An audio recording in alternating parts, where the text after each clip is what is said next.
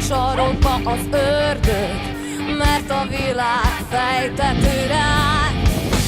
Nem átkozhat azzal meg az élet, hogy ne tud, merre menj tovább.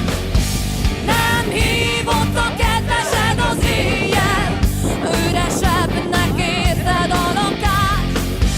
Nem bánt, hogy mindenki eltűnt, régóta úgyis magad vagy már. De csak várj még, csak egy kérdés, tényleg meghűltél? Aha, rúgd odébb a gondot, kerülj meg és menj tovább. Aha, hát ilyen ez az élet, pofonokat adni kell, dobni kell.